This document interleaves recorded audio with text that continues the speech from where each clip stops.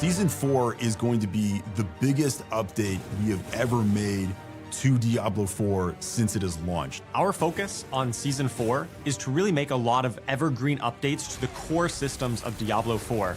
In Season 4, we're ramping the intensity across the seasonal and eternal realms through a collection of new activities aimed at ensuring the moment-to-moment gameplay experience is as exciting and rewarding when Hal comes to Sanctuary.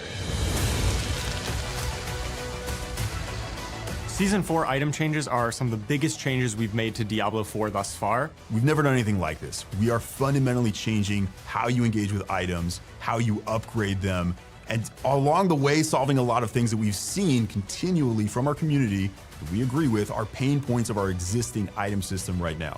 So in this new itemization system, we're focusing on narrowing down the scope of the base affixes. They're going to be a lot simpler, they're going to be fewer in number, so you can much more easily parse whether this item is useful for you, and if it is, then you can take it and further upgrade it and customize it to your own specific build. Tempering is a new system that allows you to really customize the gear that you find. In order to temper, you will need to go to the blacksmith and then choose the recipe that you wish to temper from, and then a random affix from that recipe will be attached onto your gear. Tempering recipes can be found from almost all of the content throughout Sanctuaries. So you will actually be looking for tempering recipes that go directly with what you're envisioning. Maybe you're thinking, I'm gonna play a frost sorceress. There are also going to be recipes that are more generic and maybe are just generally good for the sorceress, but you'll be able to choose which one you think is gonna be most powerful with the build you're making for your class. We're making a pretty radical change to the Codex of Power in this season, based again on the feedback that has been coming from our players. Now, every single legendary in the game will be entered into your Codex of Power so that you can continually imprint the best possible version of that legendary onto your gear. So going forward, there will no longer be carrying around all of these aspect crystals in your inventory. It's all going to be in the Codex of Power.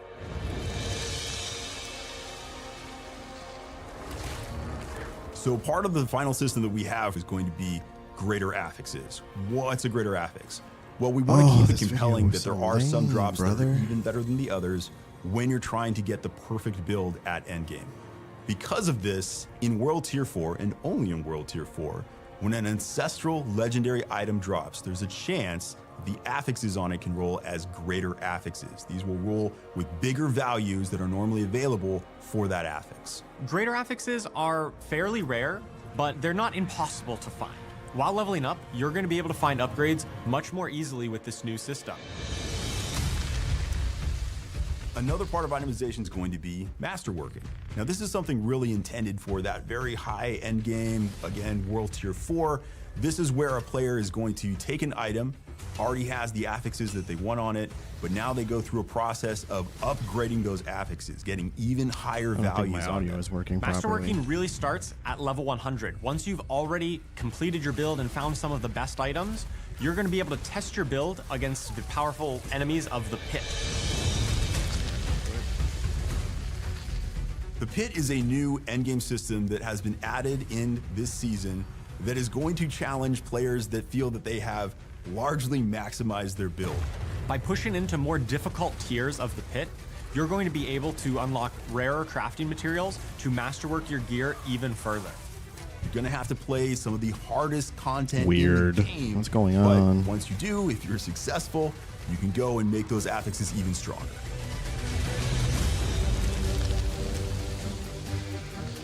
In Season 4, we're ramping the intensity of the Helltides through the inclusion of a variety of new activities, the first of which is a doubling down and rise of the cultists' presence throughout the tide.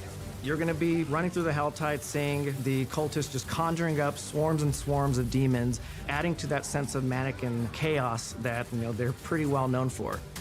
The other archetype that we're adding is the presence of the Doomsayers, who were unfortunate enough to be caught out in the tide and basically just lost their minds to all of the mania going on around them. And lastly, rounding out the new activities are just the inclusion of the Iron Wolves. They're finally joining the fight. They could no longer stand on the sidelines, seeing the Hell Tides and Hell's forces intensify their assault on Sanctuary. As Season 4 players engage Alright, I and think I got it all progress through the fixed. Call of the Wolves There's no seasonal webcam activity, today. My they'll webcam earn is still honor out with for the Iron repairs, Wolves, man. unlocking access to a Lame. vast assortment of rewards to accompany and empower your Season 4 journeys. In the updated Helltide, for players who are able to, they'll be paid a visit by the Whack, Hellborn, brother. former heroes of Sanctuary who have aligned with the forces of Hell to attack the allies they once aligned with. Players who are able to take down the Hellborn will be acquiring the materials they need to engage with the new premier Helltide activity, the Accursed Rituals. Located in the Helltide, these Accursed Rituals are pretty much just botched rituals from the cultists that players will be kickstarting for Villain News themselves, Network, drawing yeah, the bro. attention of all the nearby it's Helltide kinda monsters lame. in this kind of all-out I battle. might just get rid of it. One of my favorite themes for these ambushes is the Hellworm. It's literally a giant hell Those are all slug old beast shit, that bro. We've emerges seen from this the ground before. and it spews out a whole bunch of mobs at you. If you're able to survive that, you'll be paid a visit from the Blood Maiden, our brand new Helltide mini-boss and one of the ultimate challenges in the new experience. So I think I'm actually most excited about this season because of what you're able to do with your old characters, how they can integrate with this new item game and take them to new levels of power with this system. I think that the best part of this update is that you're going to be really empowered to build the character that you want to play. You're going to be able to pick custom affixes and enhance your character in a lot of new and interesting ways.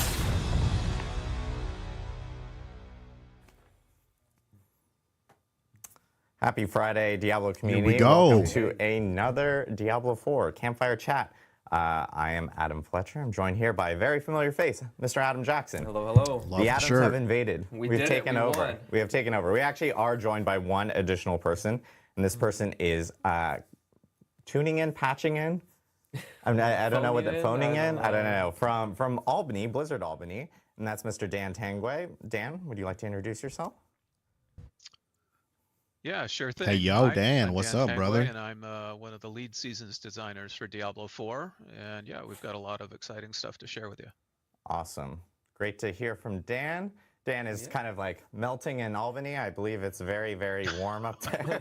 Dude, it's hot in Michigan, too. It's actually warmer there than California, which is kind of crazy. Thought I saw Diablo But, run it by. is, yeah. Look at this. Adam and Adam. Ooh, I love it. We did no it. more Joes. Yeah, We no did more it. Joes. Where's Joe Pipora? Not here. He's actually on vacation, so that's the reason why he's not here. But we have a lot to talk about today. We are actually going to be talking about Season 5 in the PTR.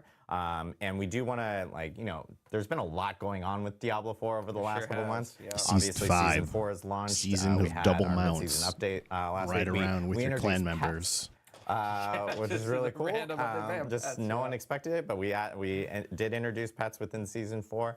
And at the same time, we also had our release date announcement for Vessel of Hatred, sure did. which Huge is news. October 8th. Yep. So lots and lots and lots of cool stuff that's going on with Diablo 4. And we have more to share dual today. streaming on but, Twitch as well. Of course, with YouTube and PTR, Twitch, brother. we do need to talk a little bit of the Well, housekeeping webcam is stuff still to make out, sure that players are aware of ugly it face and- today, and boys. when it's going to start. Currently, we have Season 5 PTR actually starting next Tuesday, and that is on the 25th. It will run for 1 week, similar to the Season 4 PTR. It is PC BattleNet only again. It is just easier for us to be able to get course, things up dude. and get things out Console and get shouldn't feedback get in really PTR. quickly when we have it on PC BattleNet. So that will be going live next Tuesday. Everything that we're They have talking about today, certifications and shit that will they be have in a to go blog through. It takes that too will go long. live after the stream, as well as patch notes will be going live after the stream, and they're Ooh, pretty, patch notes after pretty the beefy stream. in themselves or in it. Is it too quiet, boys? You guys, it's we haven't done a Friday Little stream. louder? I don't know. It's been a while. It's been a long while. For feedback though, we will be opening up our PTR forums for players to actually be able to submit feedback. So the Diablo 4 forums will have a special section for PTR. And then separately, if you do want to leave feedback on other avenues, such as like Reddit or the Community Sanctuary Discord, places like that, we most definitely end up like combing through all the different various ways of players being able to provide feedback specifically from that end. For this PTR, we will note that This one will be a little different than Season 4 in regards to how you can start off characters. There will still be character boosts like what we had with the Season 4 PTR. I believe it's actually moved to a different city.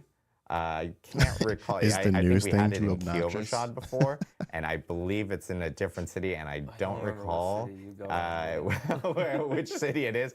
It's in the blog though, but all that information will be there. I can after turn the that off stream. if it's annoying. Just let me know. Separately, we did incorporate a character copy feature, but we initiated this character copy already. No one knows this, but as of yesterday, characters were copied from your accounts over to PTR. So cool. it gives you a little bit of variety of being able to take over some of those characters that you've already built out. Or, you know, if you want to, you can still use the character boost. I will note, we do want players to be experiencing it in like a variety of ways, like whether using your other your current characters that we're copying over, or if you're using some of the character boosts, we do recommend, or if you want to level up from level 1, too, like that's another option as well. It allows us to get feedback from wish I all had my different webcam. aspects, so we do recommend, you know, trying it out in different ways and providing feedback of like how things feel, how things flow within the PTR itself. So that is all kind of like the general housekeeping notes that we do have. Oh, and I will say that I believe we actually did we did correct that Codex of Power reset thing as well. Oh, okay. So yeah, I remember that was plaguing some people last season. We did correct that, so it won't reset. I believe every single time you end up like creating a new character or boosting a new character, I believe. And then separately on the forums, we will have a known issues list. Because they're, you know, it's PTR, it's an early build. It's PTR, bro. There's gonna be so issues. We want to make It's sure all that good. people are aware of that. And with PTR, you know, when we take in feedback, it's great for players to be able to like provide all various forms of feedback. I will say by the time Season 5 launches, we you guys will are gonna leave try our feedback, best don't to be get as dicks. much of Just that feedback in. can't get enough bullshit if from it's something that's everybody. like a massive, Dickheads like me who make like videos a huge all the time. overhaul or something like that, Just be I wouldn't respectful. expect it in Season 5, but it is good to hear that feedback because it might be something that we end up incorporating maybe in the future for like a future season from that end. Yeah, it's very useful. So But, it totally yeah. helps us drive future decisions, and even we did a lot of reaction to PTR feedback in Season 4. If I remember I think right. the We did PTR a for whole Season 4 is bar probably team one at of the least, and I smartest expect the things same they've with Season done so 5, far. Exactly. Send it in. It's very useful. And then one last thing I do want to note is because players have probably seen when Season 4 is ending, which is currently in early August. You can see that kind of like on, that on doesn't your really line up character with select the screen when October you're jumping release. into the game. I will note that Season 5 is a little bit shorter of a season Yeah, it's than gotta what be. we've had beforehand. Season 5 itself will run until that October 8th date with So Vessel Season of Hatred. 5 Because Vessel of Hatred is actually is the gonna start be of shorter, Season 6. therefore, if So, it's dog shit, we people did aren't want to gonna at be least as clarify, raged. make sure, because we've heard a lot of those questions of like, hey, is like, When is Vessel of Hatred hitting in the middle of Season 5? Things like that. So we did want to note that from that end. But enough of the housekeeping notes. I Yeah. know a lot of players want to hear about Season 5 in itself. And so Mr. Dan Tanguay from the sweltering city limits fires of of Albany will be walking us through Season 5. Yeah, absolutely. So yeah, let's dive into the new features on PTR for Season 5. Just to give you a little bit of context, Some we did some early group brainstorming for or Season social 5, features? and we knew that, we needed to build out the end game. So end game, we've heard y'all that end game is very important. And Season 4, we added the pit into the end game, and some people have been playing You mean Helltides into the riffs? end game. Yeah, we love But we riffs, still want to buddy. expand the end game a bit more, right? So if it's an in-game activity, we definitely need something that's rewarding and very replayable. We also wanted to make something with a lot of monsters. I mean, monster density and just entering that feeling of flow state's really important for players. We needed something that had stakes, and we wanted players to push their luck. And finally, we really wanted to return to hell. Previous Diablo Yes. games let you return to hell after you defeat the big boss, but Diablo 4 hadn't done that yet. And so with all those goals in mind, let me introduce you to the Infernal Hordes. Now, let me give you a quick summary of what the Infernal Hordes is. It's a wave-based gameplay mode with survivor-like choices in between the waves, and it'll culminate with an all-new boss encounter. And then the rewards build on top of itemization 2.0 that came in Season 4. So, now how do you go about confronting the internal hordes? How do you get back to hell? I think we can queue up some footage, and then I'll talk you through some of the ways you get back to hell. All right, first off, you're going to unlock, the activity for hell with a brisk eternal quest line starting at World Tier 3 in Zarbinzet. That's where you need to go in the PTR. Now you need a new type of key called a compass, which you can see down in the inventory below here. And like Nightmare Dungeons, the compasses all have a starting monster difficulty and a number of revives. And there are 8 levels of difficulty with escalating challenge and rewards. As you can see, it's a very We're going to hell, Nightmare brother. Ooh, I Dungeon-like like that flow here. animation. It's nice. And then compasses can be upgraded to higher tiers with all new consumables called Abyssal Scrolls. So you'll get a chance to play with all these new features when you're in the PTR.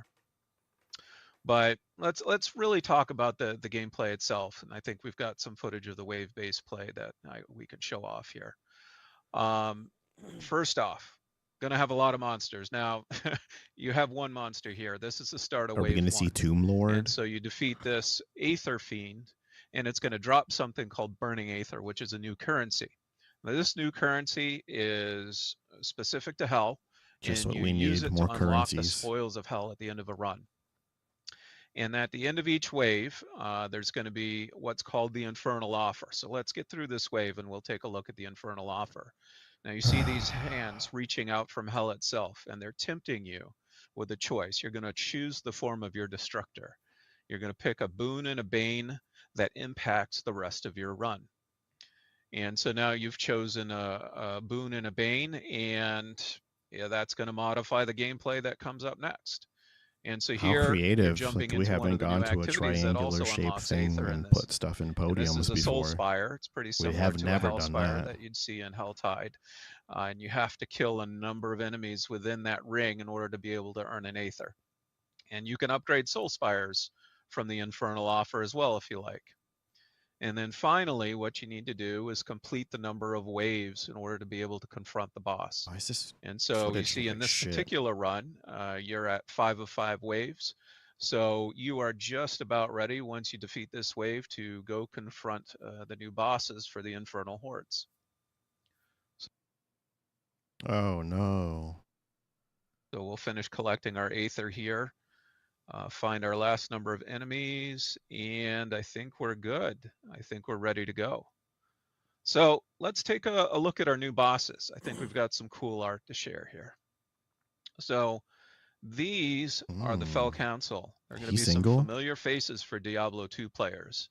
They are resurrected versions of the council members from Diablo 2. Now, for those of you who didn't play Diablo 2, the council members were former high priests of the Zakarum, and they had promised to basically take care of Mephisto after he'd been trapped in the Soul Stone, and he'd been hidden down in Kurast and Travincal. And of course, as it happens, Mephisto corrupted them, both in mind first and then their bodies, and they became demons who are just zealous and serve him without question. And so we thought it was going to be really cool to be able to resurrect them and bring them back for Diablo 4, and they fit great in Hell. Shit, I'm we had to tweak their power sets a little bit to fit the D4 combat system. So we gave them new titles and new looks to really reflect their combat specialties. Yeah, I will say it's incredibly awesome to see these guys come back. You know, it's giving very nostalgic vibes of doing a bunch of Durance of Hate runs for Mephisto. And nostalgia is cool, but creativity is better, isn't it? Yeah, it's really awesome to see him back in Season 5. Yeah, I agree. Diablo 2 is certainly near and dear to our hearts here out in New York. And yeah, we're really glad to have him back, and we hope to see hopefully more returning new faces in the future too. So let's take a look at that boss encounter now. So I showed you a number of members of the Fell Council here. We've actually built 5 of them in total, but you're only going to fight 3 at a time. Now we keep 2 in the hopper basically, and we do that because we want to have a whole bunch of replay associated with this boss fight. And because we're only using 3 of the 5, there's actually 10 variations of this boss fight you can fight randomly as you do your Infernal run. And so we're going to basically kill them off. And once you defeat one, the fight will actually escalate. Actually, it probably escalates even if you just take down a certain amount of health, if I remember correctly. And it escalates. Basically, their attacks become more powerful, and then they start really getting even more powerful kind of room clearing attacks towards the end. But we've defeated them here, and this is the reward moment I actually wanted to talk through with you, because this is something that really ties into itemization 2.0. You've got several chests here, and you've got a choice of the rewards you get at the end of your Infernal run. You can choose from a chest that contains all new legendaries and uniques. You can choose from a chest that contains all sorts of crafting materials, including masterworking materials, so you don't need to go to the pit anymore exclusively to get masterworking materials. You've got a chest that allows you just to get a whole bunch of gold. I know people out there are really asking for gold, and this is going to be a good source of it. How exciting. And finally, even though it wasn't shown here, you have a chest that guarantees a single item with a greater affix on it. And so we thought we'd want to try this out and see how people respond to it. And we thought it would be pretty exciting. You know, certainly in season 4, I'm really trying to get some more greater affixes. So I'd love to have this in season 5. Oh boy. So yeah, let's take a closer look at some of the uniques you can farm from the Infernal Horde, since we're talking about rewards already. So we're going to queue up some footage here. I think this is all they have for season 5. This is it. So first up, we've got the Basilisk. And so this is going to be a new unique staff for druids. Look at that druid. When you hit an enemy with a nerf skill, brother. It'll petrify them and deal physical damage. So turning the monsters to stone, always cool. But it's also cool that you can CC your target and boost your Notice there's attack. No damage numbers in this clip. So this one's pretty exciting. They don't want to expose the druid further. All right, next up, we've got the Third Blade. Now this is a unique sword for barbarians. This one makes your weapon mastery skills be treated as core skills that cost fury. Even though they deal a little reduced damage, this one's pretty exciting because this now you can start making all like sorts of new builds that you've never seen before. What the fuck so is going on? We're really interested to see what the community comes up with here. All right, next up, we've got the Mordicrux. Now the Mordicrux is a new unique dagger for Necros. So when you consume a corpse, there's a chance that you'll create a skeletal simulacrum that seeks out enemies, and when it dies, it explodes. So essentially, basically more minions you're making a wander skeleton around when you consume corpses, and so that's just going to seek out targets and explode. I think that'd be pretty handy for my guys unimpressed so far. So I am. I'm looking forward to that one too. Next up, we have the Umbrecrux. Now the Umbrecrux is a new unique dagger for rogues. So if you use a subterfuge skill, you'll create a totem. And if you hit that totem with an attack, it replicates any of the damage it takes to all nearby enemies.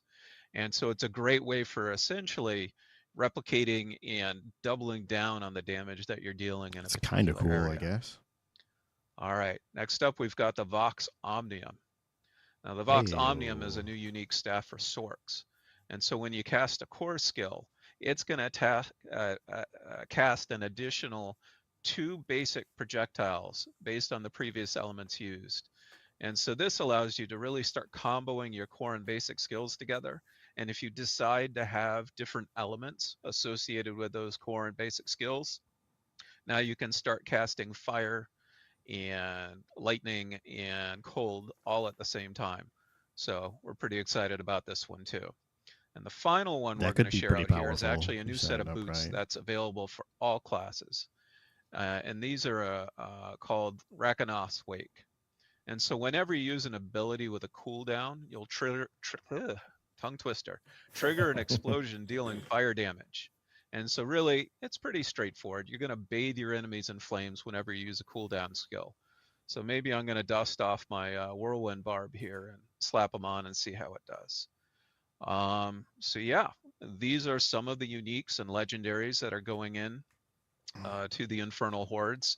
I think there are 10 uniques overall and over 20 legendaries that you can farm from the Infernal Hordes. How many versions of Tomb Lord? There's going to be a lot to chase down in there. That's awesome. Thank you, Dan, for like sharing, going through all that stuff. I know with players jumping in on PTR, especially for and trying out Infernal Hordes and everything, what's kind of like the top things that you really want them to like kind of hone in on, give feedback on, check on for PTR? Yeah, absolutely. We definitely need feedback on the PTR. It's super critical to ensuring that, you know, the Infernal Hordes and all the rewards feel great for when the season launches. So here are some of the topics that, you know, we could use some help on. First off, you know, just how is the Infernal Hordes gameplay? How do the boons and banes feel? You know, which ones do you like the most or the least? And these are types of things that'll help us fine tune that experience. Similarly, you know, how is it acquiring compasses? Do you have too much, too few? How do you feel about upgrading them? You know, that could help us really dial in kind of the access to the Infernal Hordes. We're also interested in learning how you feel about the difficulty and the gameplay length of the different tiers. Like I said at the top, we've got 8 different tiers of difficulty. And so, you know, we have the ability to dial those in a little bit. We want to make sure that players can really replay this over and over again as they push into the end game, much like the pit. And then finally, of course, how are the rewards? You know, which do you like the most or the least? You know, we can certainly make tweaks on the rewards to make sure they're as How about enticing. you reward as us with some fucking Awesome. creativity? Yeah, and I in the know with season that doesn't Infernal sound boring Hordes, as this is hell. kind of this is another alternative because, as you mentioned, you can jump into it starting with World Tier 3. So if you're actually leveling a new character, you can actually jump into Infernal Hordes, and you're able to earn like experience. So in here, so you actually have the opportunity of like jumping into Hell Tides if you want to. You can jump into Infernal Hordes. When you get to 85 or something like that, you can jump into pits. So there's now like more or Nightmare Dungeons, obviously, when you're you're upgrading your glyphs and everything. So there's a lot of different variety now for being able to kind of level up a character, especially as you're going to that mid to late game phase of your character's journey, you could say. Yeah, something else to bring up for the rewards for the Infernal Horde as well that I I'll be want to right back. clarify. Fuck, So sorry. Dan mentioned about, you know, there's going to be uniques that are there that you can target farm in the Infernal Hordes. There's actually going to be a group of uniques and legendaries that you're able to target farm in that piece of content in the Infernal Hordes. So you're also kind of similar to how the normal game works, you know, how you can target farm a unique from a boss, but you can find it anywhere else in the world. It's the same way here where you can get these new uniques and legendaries anywhere, but you have a better chance, you know, if you're targeting them in the Infernal Hordes. And this is the first time that we're doing this with a group of legendaries as well. We have legendary powers that are actually able to be target farmed in the Infernal Hordes, which is actually something a little bit new to the game. So I just wanted to clarify that. And in addition to that, we're also adding new uniques and legendaries to the rest of the game as well, in addition to this. Yep. So there's actually a very large group of uniques. I think it's over 50 or something. Yeah, wait, there's over there's over 50 new uniques and legendaries coming into season 5. So we have a lot coming. It's pretty extensive. A lot more to talk about there too. This was just kind of a small preview of what people are looking at here, and they'll be able to jump in more and actually check it out on PTR because all of them will be present there. And I know Adam is actually going to talk. You guys aware of PoE 2 coming out soon? Later, but and this is what you give us Dan, for season 5. This is awesome. Can't wait for players to jump in. I appreciate you informing and providing all the new updates it's not the worst and thing I've everything. ever seen. Just From the sweltering heat of Albany. I'm going to keep bringing it up. They canceled school up there. It's crazy. That's nuts. I'm like, I that's don't absolutely expect every insane. season to be game But changing. we will be seeing Dan Jesus. again here later, especially when we get into Q&A at the end. But Dan, thank you again. I think you're welcome. Yeah. Awesome. Appreciate it. And then I think we're going to jump into a little bit of some balance and class updates with Mr. Adam Oh my God, that is it. Yeah, let's get to it. We have a lot to talk about. I think we have, so the topics I'm going to be covering today, we've got unique items. We're going to be talking quite a bit about that. We've got some updates to mythic uniques that are very exciting and near and dear to my heart. They must be saving really good stuff for the your expansion. I guess that's a smart a lot of idea. stuff coming in Season 5. One thing to clarify here is that we are going to be releasing the patch notes soon, so I'm not going to be going over every single class update because there's a ton of them. Kind of similar to Season 4. Just I'm really only going to basics, highlight just brother. like one major thing for each class on the stream today, but you'll be able to see all the things that we're doing in the patch notes. There's a lot. So first, uniques. We have some quality of life updates here, really targeting how you get uniques that I'm pretty pumped about to announce here today. So You can now target farm uniques from 3 additional sources. You can target them from obol vendors, helltide chests, and whisper caches. These places where you've always been able to, kind of target farm certain gear slots and not been able to get uniques, and you're wondering, well, why couldn't we do that? That stinks. Well, now you can, and it's awesome, and I love it. I guess that's cool. So here, just to give some more detail into how this works, is basically when you open, like, I'm just gonna use helltide chest as an example, right? If you want a specific unique weapon, let's say, you can just simply target the weapon helltide chests, and you'll be able to have a chance to get only unique weapons for your class from those chests. So when you're targeting a specific thing, you just go to the place that has that slot, if you make it too easy to the get the helltide chest item or that the you whisper want, cache, and you'll have a chance to get uniques that are targeted for that slot. So it kind of adds, while you're doing your normal grind of, doing the boss ladder, killing the boss, you can also be collecting obols, doing the helltides, doing the whispers, and having a chance to target and get that unique as well from that content. And in addition to that, this is also true for mythic uniques. So I'll just give an example here of exactly how this works. Let's say that you want to get, Harlequin Crest, a Shaco, or Andariel's Visage. You don't want to target those helms. You could be targeting helms from Helltide, targeting helms, and when you turn in your obols to the obol vendor. And every time, if you get a mythic unique, you will get one of those 2 from that source. Now, also to clarify, let's say that you are like targeting gloves for some reason. We don't have any mythic unique gloves yet. Then if you were to get a mythic unique, you still can. It'll just give you a random one instead, since you can't target one in that slot. So pretty exciting way to target kind of the things that you want while you're farming for the things that you want. It's going to be amazing. Yeah, so I'm really I know we've heard a lot of players going like, hey, we do the end game bosses a whole lot. We're trying to. Yeah, I was hoping for a little more excitement. I have just actually been having we've actually seen decent amount of fun a lot of with cases, season 4. especially I'm with this not past going to season, lie. where players are jumping into Helltide and they're It's actually not finding perfect. them there. It's a good But now start. it's an additional I say or start additional when it's on options season for 4. players, Should've launched which I this think way. will be a lot better for Season for 5 just is not overall exciting me finding some of the whatsoever. gear that everyone As really someone who, for the last 3 seasons, my uniques have always come from the Beast and Ice, I am very selfishly invested in getting this into the game. Yes. So. All right, let's talk about other unique updates here. We're going to be making a whole lot of updates to our unique items, so I'm going to be covering a lot today. We've heard your feedback, and we're going to be doing some updates here. To clarify, before I go into what the updates are, you are going to be seeing these updates to like the way that we think about and our philosophy around uniques and how they work. You're going to be seeing them in the PTR for the new uniques coming into Season 5. Between the PTR and the launch, you'll be seeing in the Season 5 launch these updates to all the existing uniques in the game. So when Season 5 comes out, basically all the uniques will get these updates that I'm about to talk about. But in the PTR, you're only going to really see this in the new uniques coming into the game. Yeah, there. So now we can go on to the next part. Just said that. All right, so the team's been talking a lot. As many of you probably know, in Season 4, when we did Optimization 2.0, we didn't really update the uniques almost at all in the game, right? We didn't do like a big pass to like cover how they exist in tempering or anything like that. So the team's been talking a lot about, what is the role of uniques in Diablo 4? Like, how are they different from legendary items? Because they're kind of similar in that they both give you, a legendary power that's really strong. But how are they different, and what do we want them to be long-term? And we've kind of landed on a few things here that I'm going to talk about. The first one is that, they're powerful and exciting items that kind of direct players to builds, right? So imagine you're a Fireball Sork, we've got 2 uniques for you. They really target you. You're going to feel a lot better playing with Fireball when you take them. We want you to take these things and kind of level up your build. They're moments of like very large incremental power where you feel like you're, filling in your fantasy as a class. The next one is that they're kind of pick up and play, right? They're easy to evaluate. The moment that you pick up the unique, you know whether it's a good one or a bad one. We want this to be a little bit different from legendary powers where, you pick it up and you kind of go on a journey where, you make it into something that's really good. A unique, when you pick it up whether or not it's one that you want to keep or one that you don't.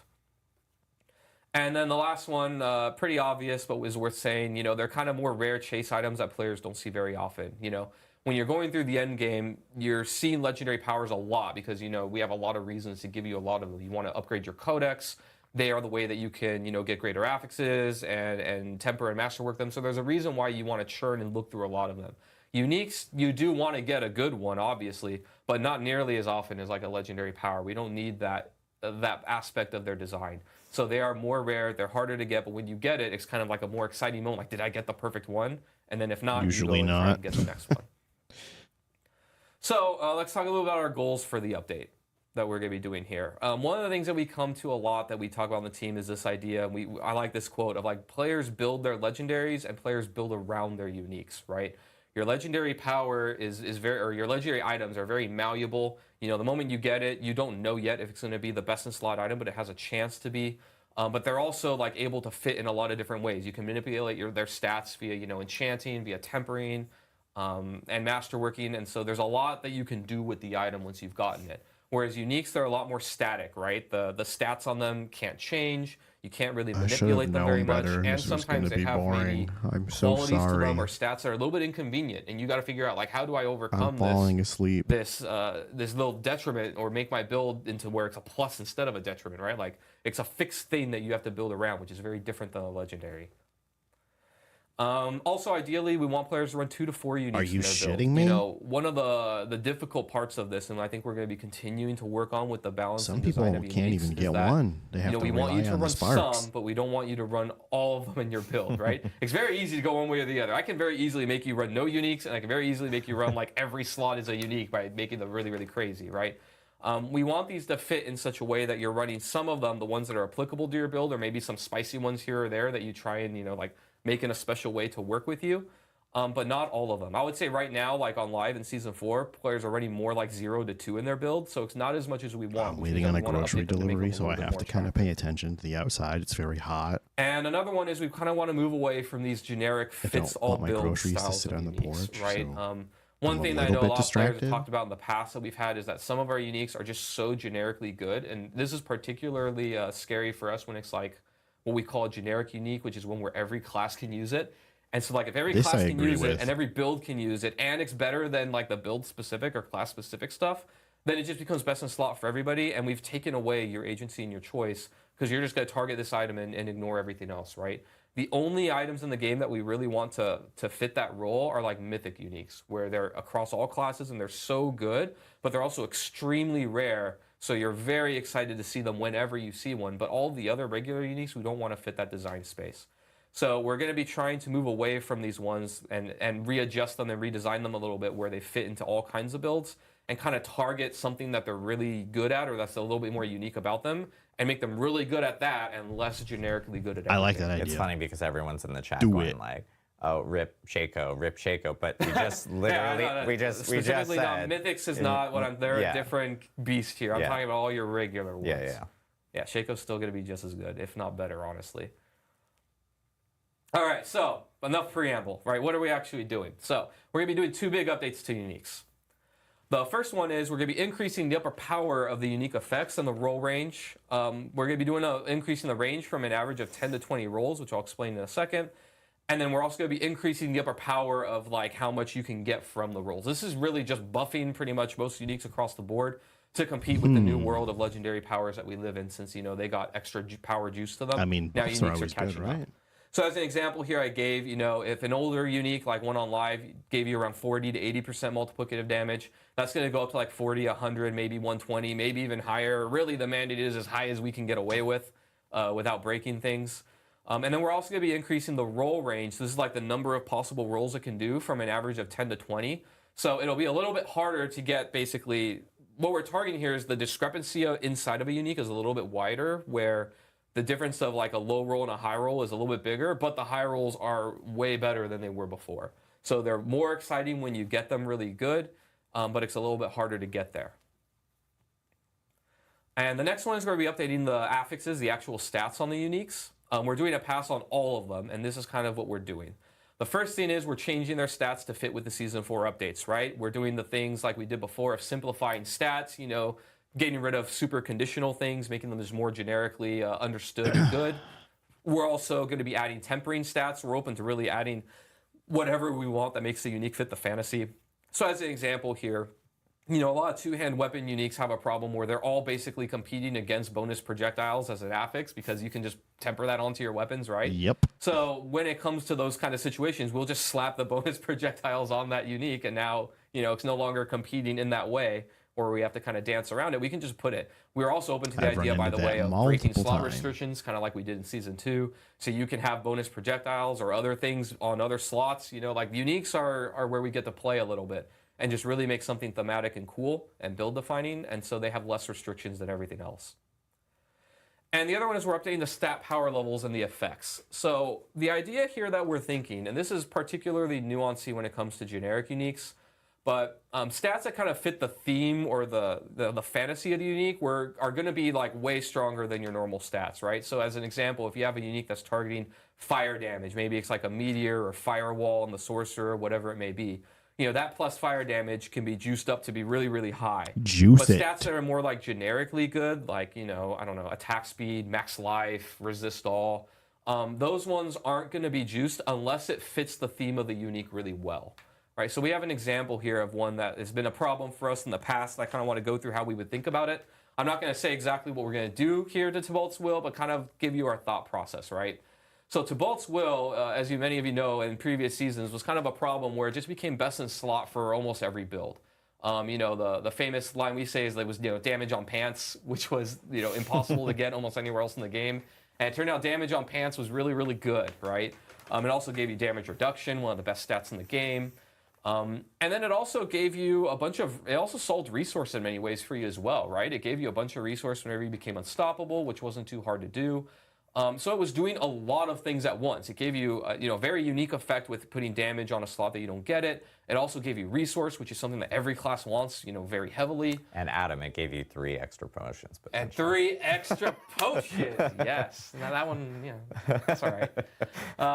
But yeah, so, you know, the way that we would tackle this one, to give you an idea, is like, you know, we either would kind of pick, you know, do we want to focus this on the damage aspect, that it's damage on a non-damaged slot, or maybe we focus on the resource aspect and like double down on that and make that really powerful and really cool. Or we do like a little bit of both, but if we do both, then it's not going to give you the defenses that another pants slot would give, right? Basically, in our mind, we'd be like, we want to give the minimum amount of defense where it's not just like a trash item because it has nothing. But then after that, not so much, and you're going to have to solve your defenses in other slots or somewhere else to justify getting the damage on this slot, is how we would think about it, right? And so we're having a lot of conversations now. I don't think we're going to nail every single item perfectly in this so first much pass. more with potions. So we're really looking for feedback. Diablo from you. 3 You know, had jump into good season potions. 5 and beyond. They did different we'll be adjusting things them. But I kind of want to give you an idea of while what we're healing. doing and kind of what we're thinking and targeting with this. So I think we can move on. So Mythic Uniques are hello. getting a facelift here. So New lots color, of I updates like here. it. Mythic Purples Uniques are are now good. going to be truly mythic. They're getting a new color beam when they drop on the ground. They're coming out with an awesome new sound that you're going to hear in a little bit. We've got new item UI that you can see, so they have a different color. They really This are is a going good to change. look I like and this. feel like the special items that they are. And we have a video here to show you the Smart. sound and what it looks like on the ground. Ooh, that's So you can see here, this beautiful, beam brother. Looks, you know, very different than anything else. Isn't that sound, that echoey sound? I love it. Get Sounds rid of like this a- stupid news thing. I don't know. It sounds like you're murdering a bunch of like church organs or something like that. It's just like crazy. Yeah. But Unnecessary. yeah, so you know Sorry, when this thing guys. drops, you're Thought it'd be definitely gonna fun, know it's when you not. got one. No more like sifting through your uniques to see if it's actually one of the mythics. You'll know right away. So we're really excited about This this. is just a Super very happy smart to be able change. to get in. I like this. All right, and last but not least, let's talk about class updates. I'm going to cover some generic things across all classes and then go Can through a we little bit of make each one. Barbs Again, this is not going to be use nearly last close to shouts, everything that please? we're doing, just a little taste, a teaser for what you can This expect to prevents see. me from playing the barb altogether. Let's start with things across all classes. One systemic update we're doing to the game is invulnerability skills are now going to start their cooldown when the invulnerability ends instead of when the skill begins. This is really to prevent things like infinite invulnerability and really to open up design space for us on the team. Potions 'cause can now we be more used while comfortable adding things CC'd. like, you know, Cool. invulnerable duration to skills or cooldown reduction more liberally and things like that where we don't have to worry about this. This is very similar to like, you know, what our previous games have done and some other games do, and we think it'll be a good fit here. The idea isn't really to like make it that you can't be invulnerable very often. It's just to prevent like 100% uptime where you actually break down the combat of the game and you're not interacting with enemies anymore. The next one is we reviewed monster CC, and we generally reduced the CC duration and frequency across the board. So, you know, if you were frustrated by getting frozen for a million years and then Dude, dying, it wasn't that bad. that'll People are happen just much less crybabies. often. And also to help with this, potions can be used while CC'd, even while you're stunned. So, you know, while you're frozen standing there and everybody's around you trying to kill you, you can at least spam potion a little bit and maybe survive sometimes. The only annoying CC is getting Next like, one, we've got feared some bug out. fixes. These are some of the notable ones. We do have more coming in, but these are the ones I wanted to call out. Rogue Victimize is no longer going to be double dipping on its damage, which was resulting in a lot more multiplicative, or a lot more damage really than it was supposed to have. Damage over time effects were getting double the amount of percent damage that they were supposed to. And Skeleton Reapers were getting both Book of the Dead bonuses when the second option was selected. And again, this is just a little bit of a preview, but we have other bug fixes coming, but these are some of the bigger ones we want to call out. All right, now let's get to the classes. So Barbarian, they have a new unique coming in. This is the Unbroken Chain. This is for you support Barbarians, or really just more defensively oriented ones. Basically, what this is going to do is create a connection between Steel Grasp and Iron Maelstrom, where you'll be able to cast Iron Maelstrom a lot more often as you use Steel Grasp. And also, enemies damaged by Iron Maelstrom are going to be doing less damage. Is my YouTube thumbnail wrong? So the idea here is Come you on. can debuff enemies, debuff those bosses, and make them do less damage to you, so you can survive better. Is it for real? And next, the Rogue. Son of a Flurry is bitch. going to be getting a lot of big updates. We updated the enhancement and both of their upgrades. So you'll be able to see kind of a theme here going on. Before, you would damage a crowd control or vulnerable enemy for the enhancement, then you would heal. Now, when Flurry hits an enemy, you can just make them vulnerable. So actually, Flurry becomes a vulnerable generator here, which is pretty exciting. And it'll also deal more damage as you hit vulnerable enemies. Stacks up really high. So the idea here is with Flurry builds, you want to make everything vulnerable and then just keep whacking them with Flurry and gain a bunch of damage. And now Improved Flurry is changing. Before it was about vulnerable spreading, but now baseline you can just generate vulnerable, so we don't need that anymore. So now Improved Flurry is going to actually give you a dash. So now similar to things like the Shred on the Druid, you can kind of dash to your target, and also every time you cast Flurry now it's going to heal you. So it's going to be a lot more mobile, a lot more awesome. Very cool. And then last but not least, to compete with a dash, what could we do with Advanced Flurry? Well, we can just add a stupid amount of damage and resource cost reduction. I don't know how to fix it you had to while it's evade through live. an enemy and then do damage with one cast and stun enemies. So to explain Now, why nobody's as you spam watching. Flurry, it'll basically get a big damage bonus, and its energy cost will go down, which will let you be able to spam it even more often. So the idea here is you just want to be using it over and over and over again, and it'll get stronger and stronger and ramp up pretty heavily as you go. I'm excited for Flurry Rogues. Yeah, very excited. Yeah, Flurry they're going to Rogues be are like getting a little lot of love. hummingbirds around, bouncing around. All and right, it's I gonna think be I great. fixed Yeah, it. ironically, I'm playing Flurry what a this stupid season, way to so do I'm always off by one. Like, I always play the thing, and then like, oh, we're gonna massively make it better next time. But it's fine. It's fine. Everything's fine. Should be Next, good now. Druid, Shepherd's aspect. We've gotten feedback from players now for a while now about how Shepherd's aspect kind of dominates the meta for Druids, because you're basically it's both not great from a design and a balance perspective. On the design side, we're telling you to put companions on your bar, and then they're actually just buffing you.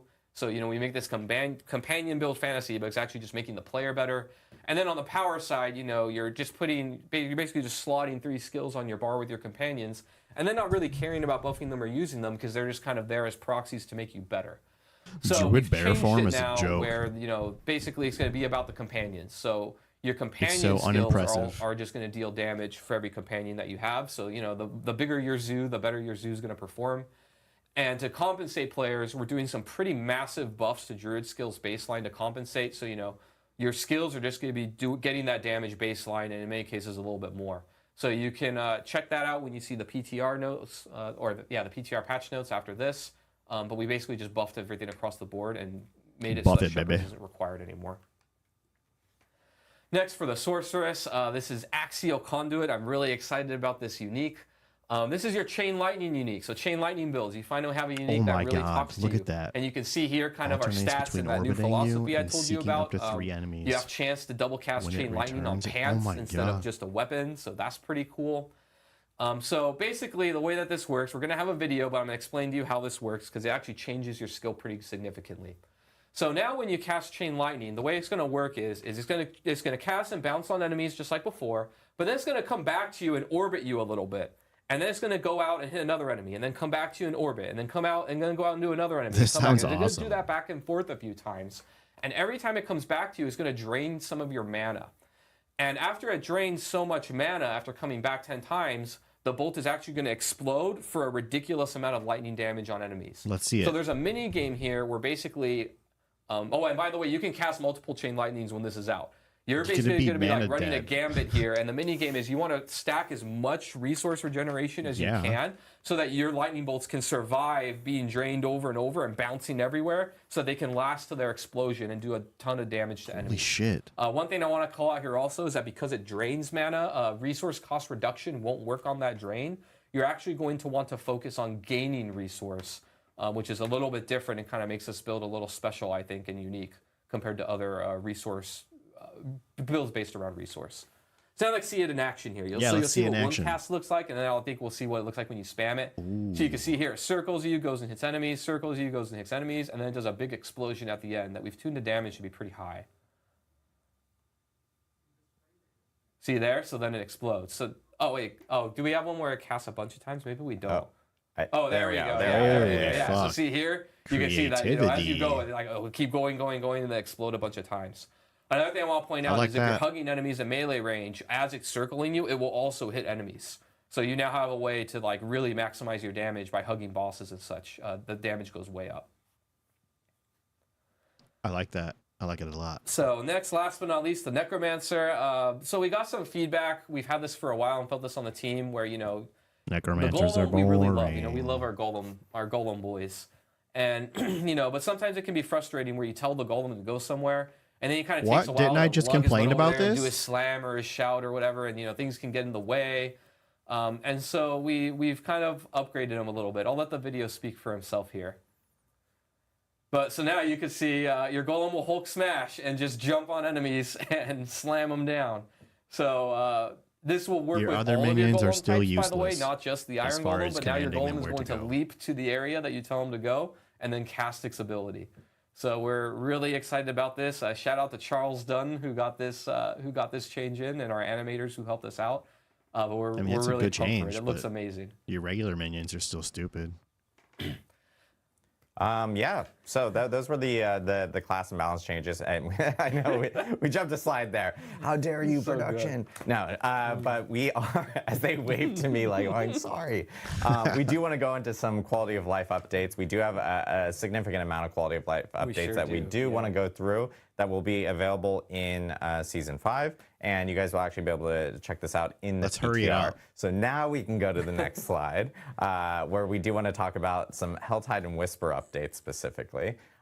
So I know this has been kind of at least it's been a pain point for me, and I've heard it's been a pain point for others, is that as you guys are going through Helltide, there are Whisper objectives within there to help you with your progression on your Whisper bar. But the issue with the ones in Helltide is that it can sometimes take quite a while to do. Yeah. And you sometimes players would have to leave the Helltide to go to another area to complete some of these Whisper objectives. So we are optimizing this to ensure that they don't take nearly as much time. The ideal goal is to get a bunch of value within those 15 minutes to potentially end up getting a full entire Whisper 10-point bar within 15 minutes in one Helltide. So you can do a full zone. Whisper every Helltide. Yeah, so that'll be it'll be a huge help, because I know at least for me, I've always had to kind of leave a Helltide and I kind of try to knock some of that out. It'll especially help for players that are looking for additional gold, because Whisper caches have always been great sources of gold. And now, as Adam mentioned,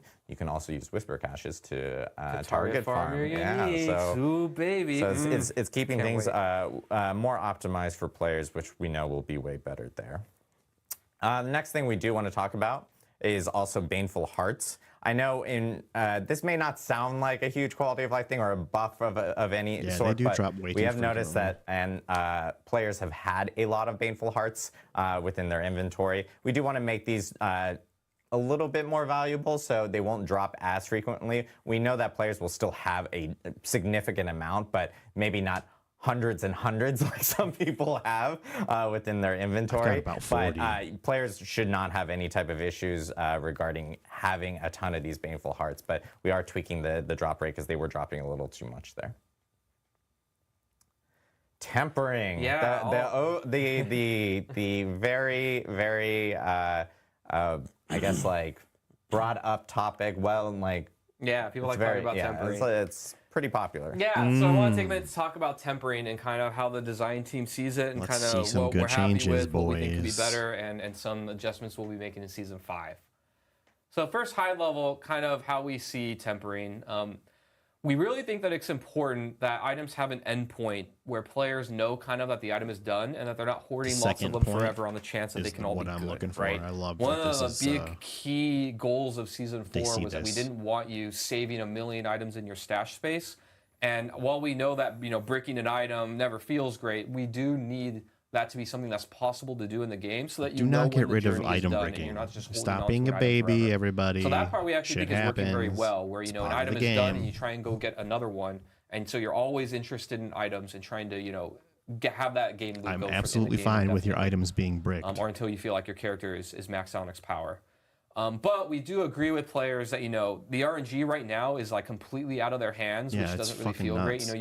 You get so many tries basically to roll, and then that's kind of it, and you're done, and it doesn't feel great. So we're looking at ways in the future for players to have more control over that RNG. I'm so really that, glad you they have brought more this ways up. to This maybe is a really manipulate good the point. tempering or get the odds in This your makes favor. me happy. And do other things like that. One update that's going to be coming in Season 5, it won't be in the PTR, but we're targeting for launch, is that we've got a lot of feedback that it feels so bad when you get that like triple greater affix and it has the same number of rolls, and then you brick it and then you have to try and go get another one. So in Season 5, to help with this, as your item gets better, basically, that you find, you're going to have more chances to temper it. So a much better chance to get the one that you want. Basically, the way it'll work is you're going to basically get 1 extra roll per greater affix that you have. So you have 1 greater affix, 1 roll, 3 rolls. And again, just to clarify, this is not in the PTR, but it will be in for the launch of Season 5 in itself.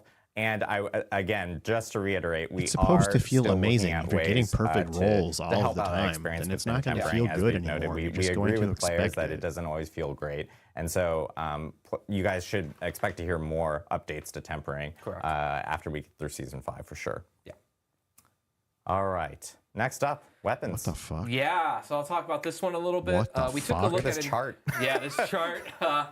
We took a look at inherent affixes on weapons, and we found that a lot of inherent affixes, like damage to distant or some other ones, were a little too conditional and didn't get the update in Season 4 that we wanted.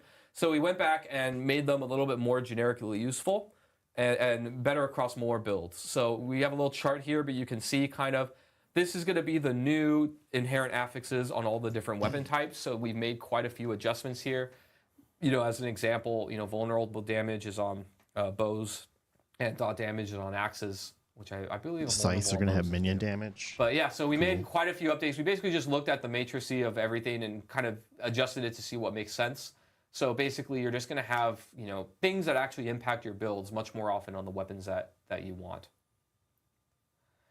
And as another result of this update, we are also looking at what weapons classes can use. And we updated them a little bit to try and let more classes use more weapons. We want players to be able to create interesting builds, play the way that we want, and so we want to open up these things as much as we can in our designs. I don't think a sword should be able to use druids are going to be able to use swords. 2-hand polearms, 1-hand swords, and daggers. Sorceresses are going to be able to use 1-hand swords and maces. And necromancers are going to be able to use, I think it's It's not maces game and axes, breaking, but it's actually. kind of stupid. Despite this necromancer pictured right Yeah. here that is not using it's they're using a maces two-handed and sword, but axes, you can already use a two-handed sword, but not using and the necromancer here, I know it's supposed to say all maces and axes as opposed to all swords. So But yeah, basically know. we're going to be opening up these classes to use more weapon types. And then also some of the uniques are going to be updated for the classes as look at well. that So Butcher the Butcher's Cleaver. Cleaver can now be used for Necros, and Sorcerers can use Doombringer and Azure Wrath now. yeah, sorcerers can use Azure Wrath, kind of like D2. Yep, fits their theme very well too. So I think that'll be pretty cool. Some additional quality of life updates. Now we're going to talk about some endgame bosses. As I have experienced, as Adam has experienced earlier, Thank as he mentioned in the God. stream, we are making changes to the Beast in Ice. You guys will no longer have to make a sigil to summon the Beast in Ice, which is That's cool.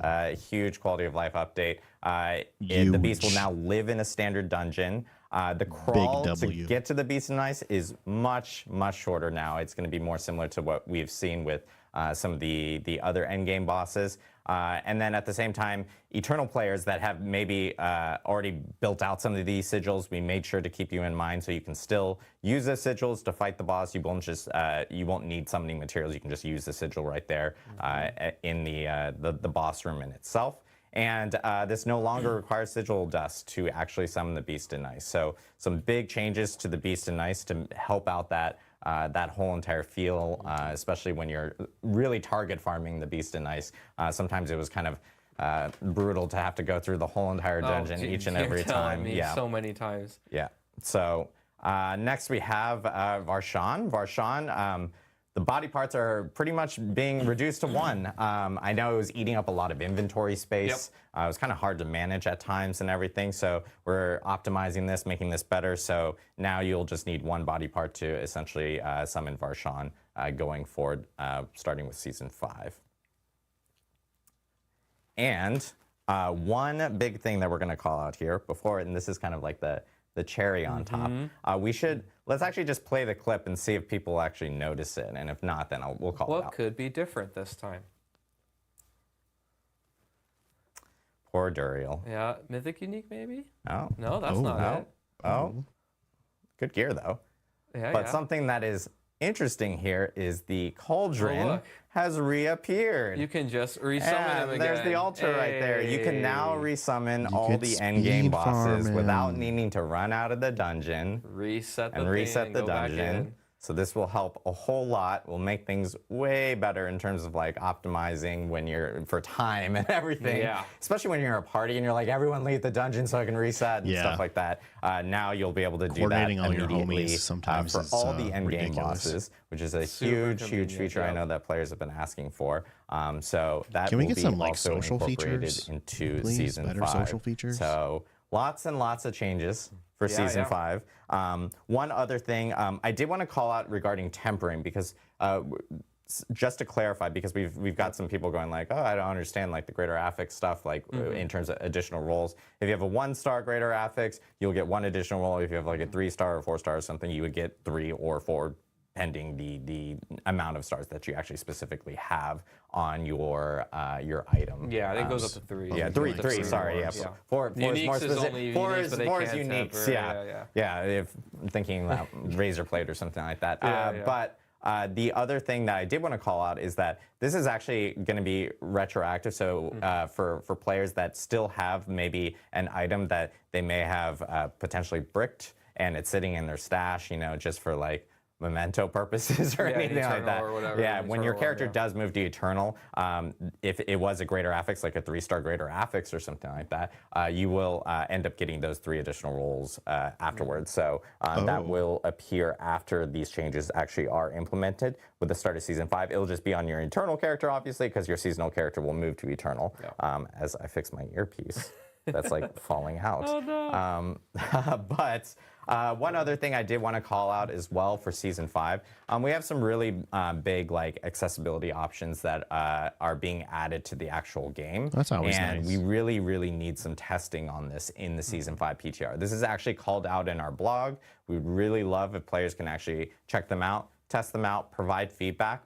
I will note, we aren't planning, despite it being in the Season 5 PTR, we aren't planning on these features actually launching with Season 5. We really want to take the feedback, make them, you know, better for when they are ready. And right now, I think that the plan would be that they would be ready for Season 6. But it's important for us to be able to get that feedback. So we really need people to actually test out these specific features. We have like an auto pin feature, we have a compass feature, and then we have like a audio navigation assistance feature that is coming within some of these accessibility features for Season 5. So really important for people to kind of like jump in, check it out, give us feedback, and then you'll video see games those are for everybody. in Help everybody Season play 6 games. I like after the this. PTR is kind Big of over. W.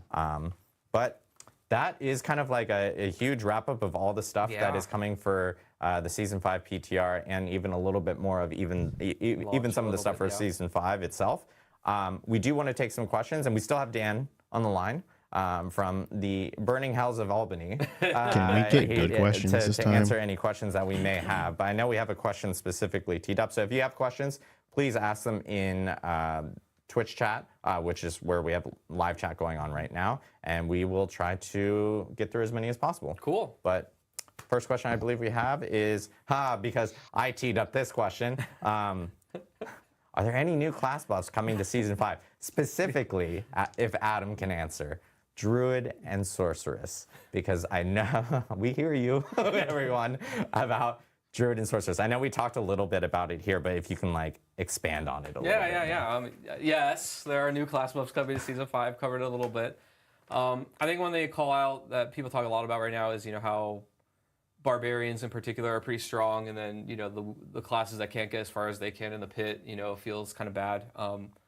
There's a lot to chew on there, but I think the short answer is yes, we hear you, and we're going to be looking to beef these things up. We do have some specific ways that we want to be targeting these things, and there's a lot of history to it. Barbarians in particular are tougher to balance. I think I've talked about this on stream a little bit before of, because of their arsenal system, they have more items. Anytime that we mess with, and we've messed with like the underlying systems of the game very heavily in the last year, right? Season 2, we updated all the combat math, which of course impacts items, which impacts character power.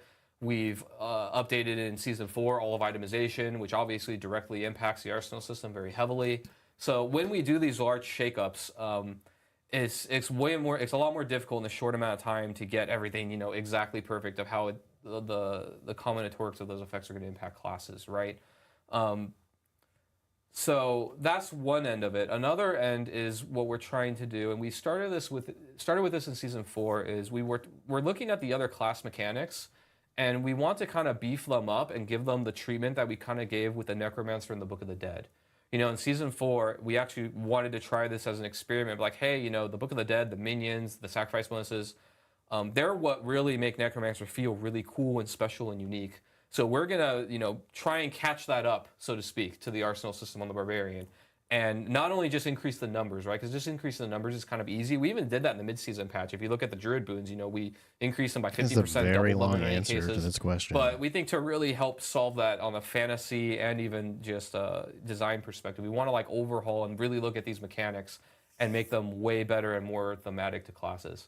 So we don't have anything to announce today for Season 5, but that's something more long-term that we're doing to help that problem in the future.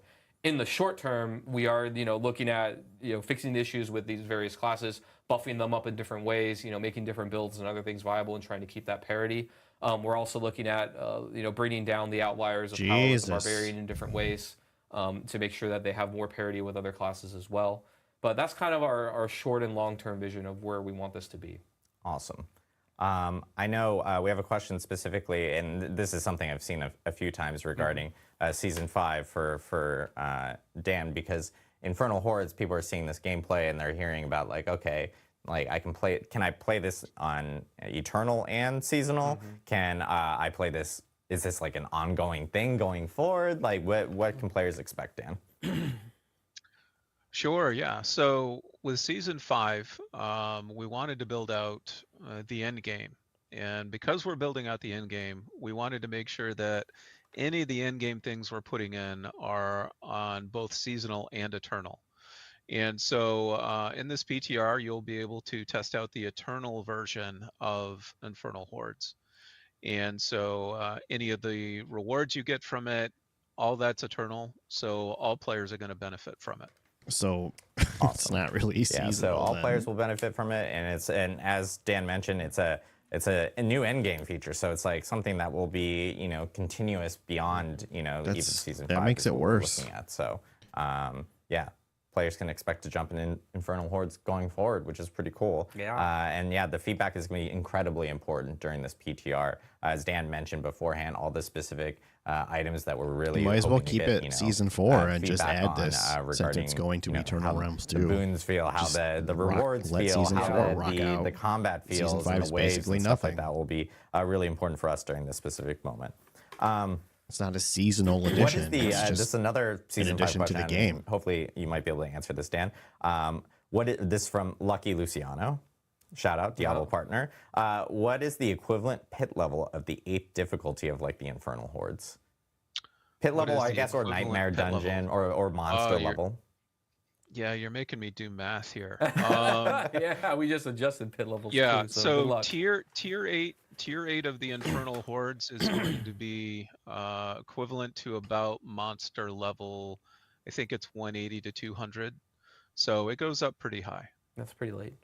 Okay, nice, Yeah. nice. So a difficult challenge for sure, which is good to hear. We have a question from Zapadas. Man, you all need easier names, I swear. Do you foresee changes in grouping in the pit to allow group play to be more efficient? There will be changes. It won't be something present in PTR. We'll talk more about it at the Season 5 launch, but the team is very aware of it because we've heard about like, hey, it's kind of not great to feel like I'm getting only 50% of the rewards associated when I'm in a group within a pit if I'm not the party leader specifically. So it's something that the team's taking in, and we will have an update for players before Season 5, and it will be live, whatever change we have live in Season 5. So a question from, let's see, I don't know. Oh, this one's easy. Okay. Robot Jomo. What's the team's philosophy on rate of power gain? It seems that tempering, especially players, gain too much power too quickly, really removing the tension from the leveling up experience. Any chance to add more friction to tempering, materials, costs, etc.? Yeah. It is pretty easy to temper. We have seen a little bit of this and heard this feedback ourselves. It's kind of going in two different ways here. So the leveling experience, then how tempering messes with it, right? The leveling experience, as people probably have seen, has been sped up quite a bit, right? We do want people to be able to kind of level quickly and get to the fun of the game as quickly as possible. So we do want them, we don't want there to be a ton of friction. Like, when we first launched the game, we had the idea that like getting to level 100 alone was a big accomplishment, right? And we've learned that, players really want to like fulfill their power fantasies, get to the part where they're actually like incrementally increasing their character's power and finding things to use that power against. And so they enjoy that end game a lot, and we want to get them there in a reasonable amount of time. So that's the part that is like, hey, it's fine, level quicker, it's good, right? But then the other part is like tempering and kind of the tuning of the affixes. We have heard the feedback and kind of agree with it that, the early tempering recipes are really, really strong. Right? That was by design when we launched Season 4. One of the big kind of mandates to the team that we felt was important was we wanted, before Season 4, we constantly got the feedback and knew it was true that, your item stats weren't interesting enough and didn't matter enough and weren't very impactful and just didn't feel good, right? And so we very much like juiced them up to be very strong, and then this new tempering system that manipulates them, we made it very strong so that out the gate, our goal was that when you temper an item, you can really feel the damage. It wasn't like this incremental, my damage goes up in like 10 different places here and there, and now I'm strong. It was like, no, this one thing happened, and you felt it, and it was good. And so we're going to, try and walk that line. We're going to probably go a little more in between here where, we do agree that the tempering is warping the early game experience too much to the point that it's like, you pick up an item and you don't care about the stats because you just temper something on and it's like way better, right? So we don't want that, but we do still want them to feel and be really impactful. So we have heard I don't the even feedback. look at the stats. Like if I'm like in my 20s, I don't look at the stats. I just go straight to the tempering guy. But we are going to be looking at that leveling process and streamlining that quite a bit. We're having time actually in talks about that right now with various members of the team. So it will be looked at. Not tons will change in Season 5 though. Awesome. Question from Razzle Dazzle Daris. Razzle Dazzle Daris. It's a long name to log in on. Did you say we can temper uniques? Are you open to letting us imprint affixes? I had this thought we can imprint a unique, but only once. Yeah, going back, that was kind of what I talked about with the unique section. We right now know. I'm not going to say never in the future. It's definitely the obvious thing that we could do. Like, just add tempering to uniques, of course. But we want them to have an identity that is very different from legendaries. One of the concerns with that is that the more that you give uniques manipulation, the more that they just turn into legendaries with a different item color when they drop on the ground, right? Like they're actually not different in how they work. If we were able to manipulate stats, add stats, all those things. So we do want them to have a different identity in the game. So we're not doing it now, but in the future, we've talked about it. We're open to the idea, but we do want to try this first of like, double down, what makes a unique, and that you build around it. There's a little bit of friction rather than just turning it into the item that you want every time. Yep. Question from Barrick is, hey, Adam, or Adams. I have a question for the Q&A. How is the dev team feeling about the reception of Season 4? And is that making them rethink any plans for future seasons? I mean, I think one thing that we can most definitely call out here is, like, obviously Season 4 has been really great. Like, we've been hearing a lot of great feedback from players.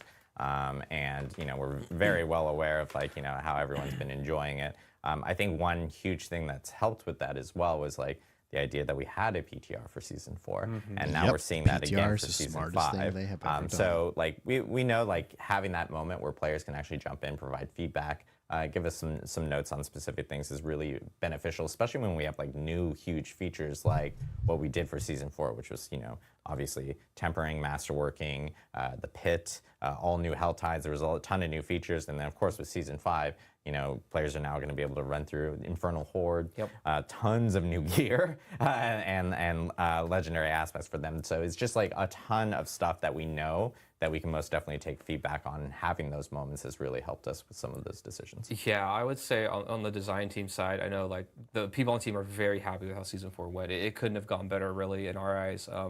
PTR was a huge deal, helped us a lot, especially on the balance and design side to get things into a better place.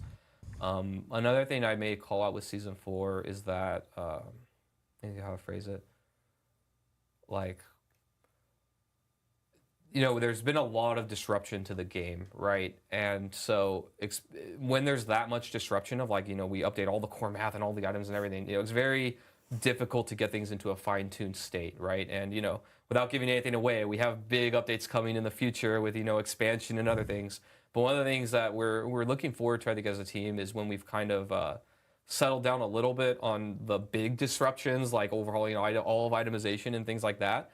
Because it becomes a lot more difficult to fine-tune things like balance, or even on the design side, like designs and making sure that they work and that we're iterating and upgrading things versus changing things around in huge ways.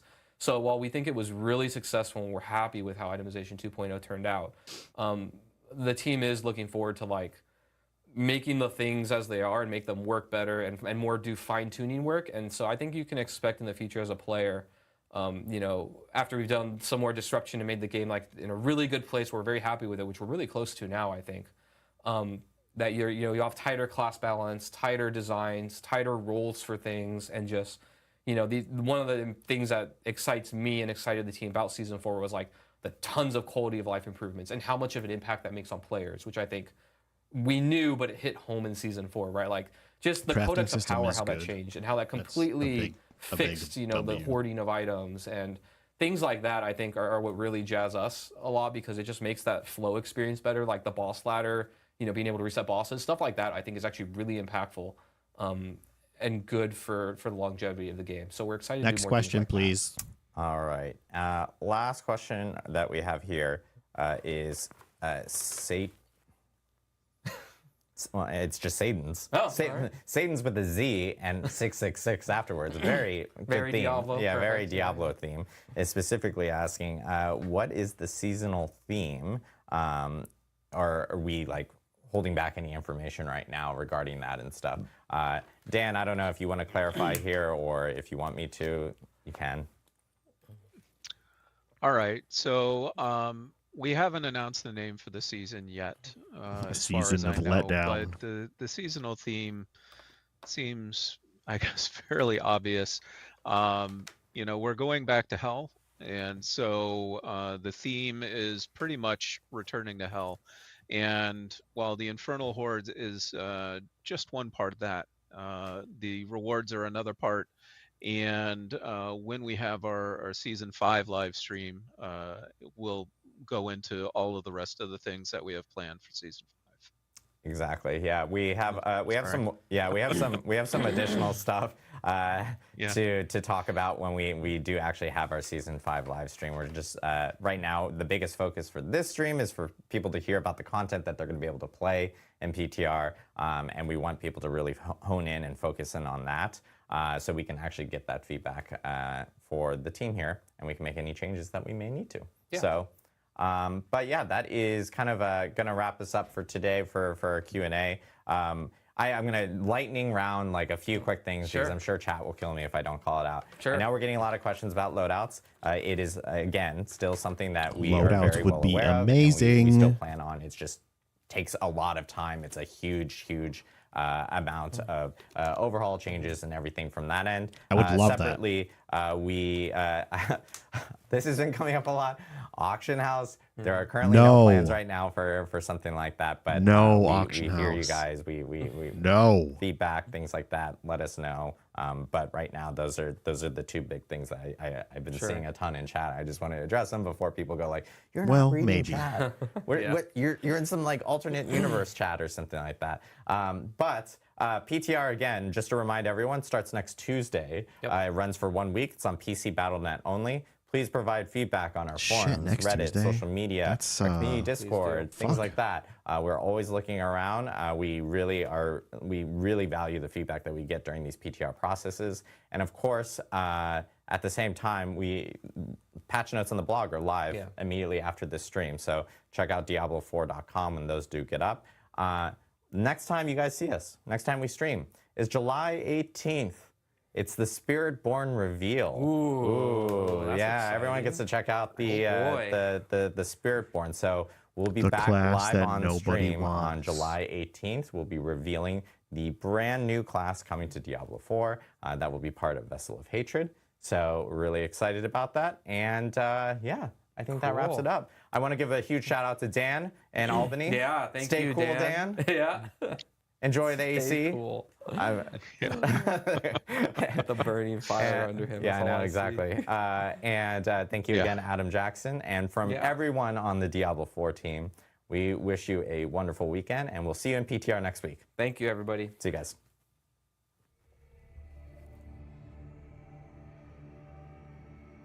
Okay, well, there's that. The Campfire chat. I'm not super impressed with Season 5. He says it's also going to the Eternal Realm, which doesn't really make it a seasonal edition, in my opinion. Kind of a letdown, but what do you expect? Diablo 4 has been nothing but. They get big W's, and then they turn around and hand you L's. Even though I don't think this is necessarily an L, it's for sure not a W. Thanks for watching, guys. Maybe I'll be back later tonight and stream some of my Sork. Who knows? I'm going to go take my kids for ice cream. Bye-bye.